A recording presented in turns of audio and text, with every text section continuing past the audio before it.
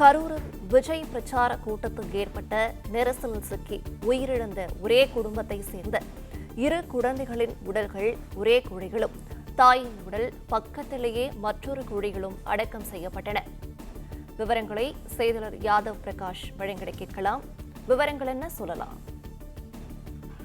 கரூரில் தாவேகா பிரச்சார பொதுக்கூட்டத்தில் கூட்ட நெரிசலில் சிக்கி 39 பேர் பலியான சம்பவம் சோகத்தை ஏற்படுத்தியுள்ள நிலையில இந்த 39 பேரில் 17 பேர் பெண்கள், 13 பேர் ஆண்கள், குழந்தைகள்ல ஒரு 4 ஆண் குழந்தைகள், 5 பெண் குழந்தைகள் உயிரிழந்திருப்பதாக அதிகாரப்பூர்வமாக அறிவிக்கப்பட்டிருக்கிறது. இதுல பெரும்பாலானவர்கள் ஒரே குடும்பத்தை சேர்ந்தவர்கள் என்ற அதிர்ச்சி தகவல் தற்போது வெளியாகி இருக்கிறது. உயிரிழந்தவர்களுடைய அந்த விவரங்கள் பட்டியலானது வெளியிடப்பட்டிருக்கக்கூடிய நிலையில உயிரிழந்தவர்கள் பெரும்பாலானவர்கள் ஒரே குடும்பத்தை சேர்ந்தவர்கள் என்பது தெரிய வந்திருக்கிறது.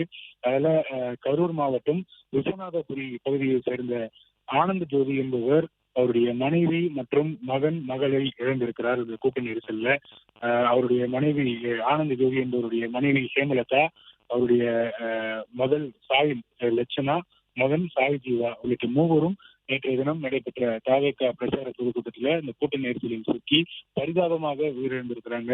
3 உடலும் தற்போது கரூர்ல மின்மயானத்துல அடக்கம் செய்யப்பட்டிருக்கிறது. தாயினுடைய உடல் ஒரு குழியிலும், அதே போல சாய் லட்சணா மற்றும் சாய் ஜீவா இருவரும் ஒரே குழியில் புதைக்கப்பட்ட சம்பவம் சோகத்தை ஏற்படுத்தி இருக்கிறது. இதே போல ஏமூர் கிராமத்துல 5 பேர் உயிரிழந்திருக்கிறாங்க. அந்த கிராமமே தற்போது சோகத்தில் மூழ்கி இருக்கக்கூடிய அந்த காட்சிகளையே பார்க்க முடியாது.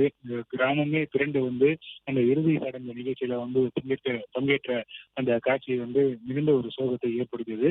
அதே போல இந்த தாவேகா பிரச்சார பொதுக்கூட்டம் நடைபெற்ற வேலுச்சாமிபுரத்தை சேர்ந்த 2 பேர், ஒரே குடும்பத்தை சேர்ந்த 2 பேர் உயிரிழந்திருப்பது தெரிய வந்திருக்கிறது.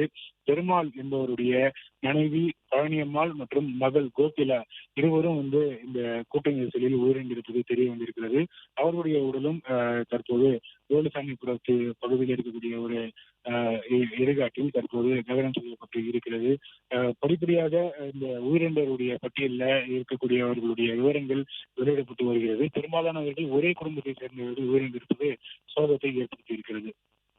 பிளே ஸ்டோர் மற்றும் ஆப் ஸ்டோரில் இருந்து பாலிமர் செயலியை QR கோடு மூலம் பதிவிறக்கம் செய்யுங்கள். செய்திகளை உடனுக்குடன் பெறுங்கள்.